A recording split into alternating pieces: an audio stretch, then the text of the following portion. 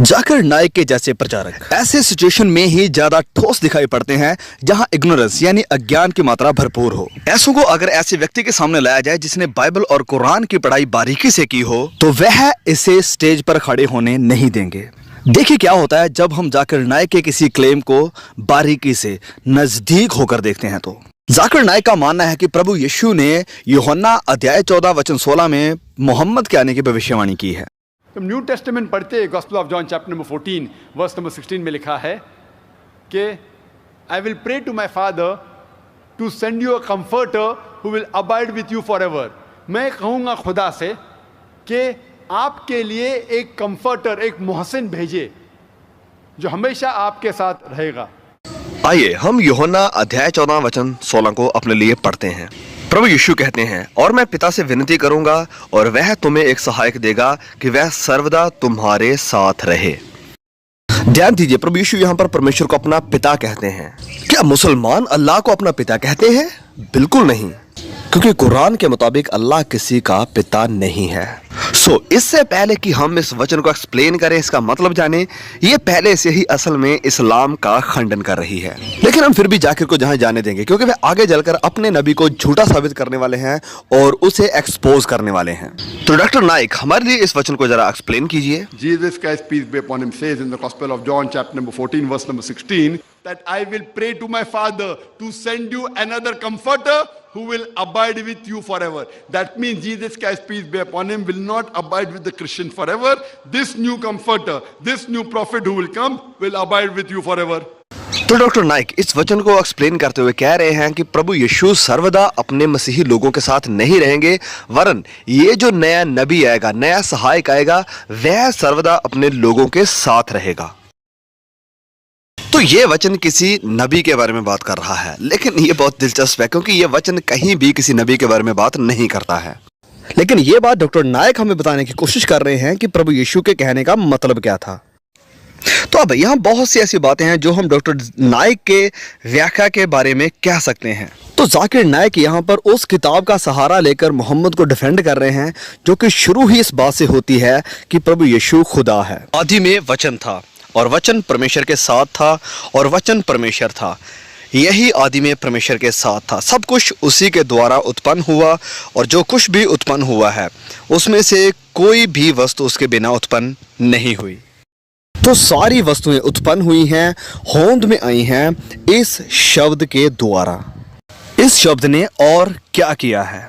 लिखा है वचन 14 में, और वचन देहधारी हुआ और अनुग्रह और सच्चाई से परिपूर्ण होकर हमारे बीच में डेरा किया और हमने उसकी ऐसी महिमा देखी जैसी पिता के इकलौते की महिमा। ये वचन बेशक प्रभु यीशु के लिए इस्तेमाल किए गए हैं। तो ऐसे शुरुआत होती है यूहन्ना रचित सुसमाचार की। और इस किताब के आखिर में संत थोमा कहते हैं, हे मेरे प्रभु, हे मेरे परमेश्वर। और यही यूहन्ना की इंजील प्रभु यीशु के मरने और उसके मुर्दों में से जी उठने का प्रचार भी करती है।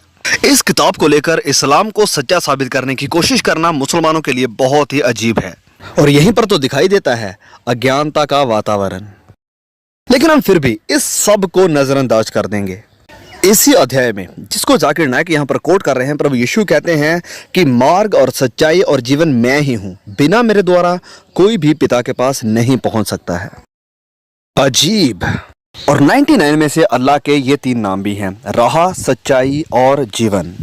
लेकिन चलिए हम मान लेते हैं कि जिस अध्याय को जाकिर नाइक यहाँ कोट कर रहे हैं, प्रभु यीशु इन नामों को अपने ऊपर अप्लाई नहीं करते हैं। इसी अध्याय 14 में प्रभु यीशु मसीह ये भी कहते हैं कि वह प्रार्थनाओं का उत्तर भी देंगे। प्रभु यीशु अपने चेलों से कहते हैं कि वह अपने पिता के पास वापस जा रहे हैं। प्रभु यीशु कहते हैं, और जो कुछ तुम मेरे नाम से मांगोगे वही मैं करूंगा कि पुत्र के द्वारा पिता की महिमा हो।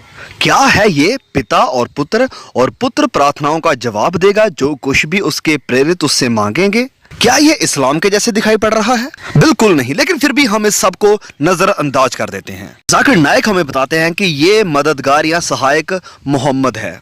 अब इस सहायक के बारे में प्रभु यीशु और क्या कहते हैं? तो देखिए, प्रभु यीशु तुरंत इस मददगार के बारे में कहते हैं कि वह सत्य का आत्मा है। क्या इस्लाम के मुताबिक मोहम्मद एक आत्मा थे? प्रभु यीशु कहते हैं कि संसार उसे ग्रहण नहीं कर सकता क्योंकि वह ना उसे देखता है। तो क्या इस्लाम के मुताबिक मोहम्मद अदृश्य थे?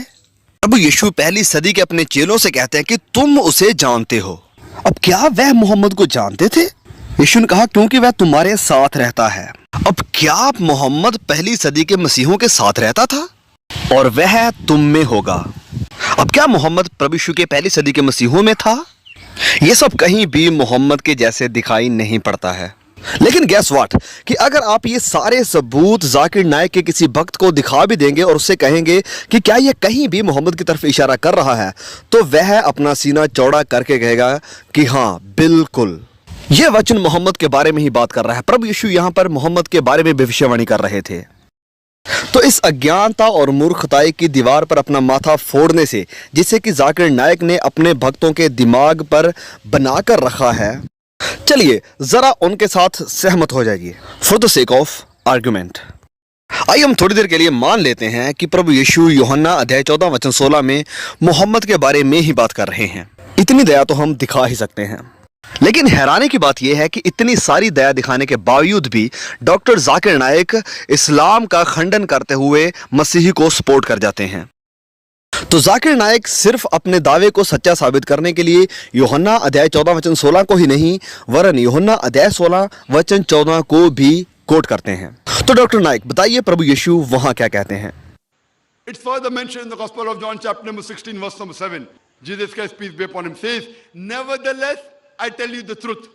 It is expedient for you that I go away. For if I go not away, the Comforter shall not come. For if I depart, shall I send him." लिखा है गॉस्पेल ऑफ जॉन में chapter number 16 में verse number 7 में, "Nevertheless, I tell you the truth.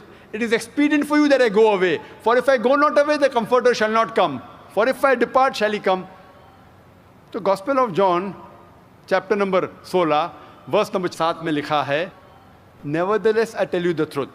मैं आपको हक बात कह रहा हूं। "It is expedient for you that I go away." क्या आपके लिए बेहतर है कि मैं जाऊं? "For if I go not away, the Comforter shall not come." क्योंकि जब मैं जाऊंगा मैं उस मोहसिन को भेजूंगा। फिर बताना क्या कहा प्रभु यीशु ने?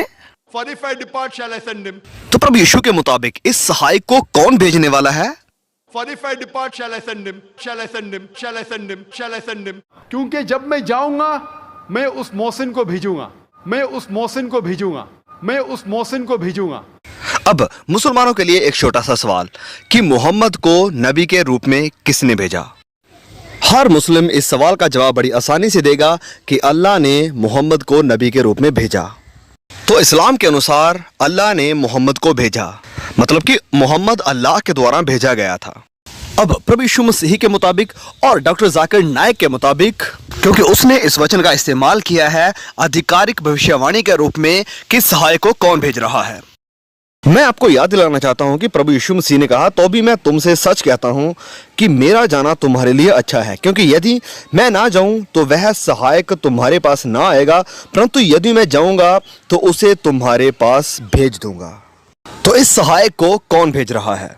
जो अभी हमने पढ़ा इसके मुताबिक प्रभु यीशु भेज रहे हैं। तो प्रभु यीशु हैं जो सहायक को भेजते हैं, मतलब कि ये कंफर्टर, ये सहायक प्रभु यीशु के द्वारा भेजा गया है और अल्लाह ने मोहम्मद को भेजा। मोहम्मद को भेजने वाले अल्लाह थे। तो अगर ये मददगार, ये सहायक मोहम्मद है जैसे डॉक्टर जाकिर नाइक दावा करते हैं, तो इस हिसाब से यीशु कौन हुए?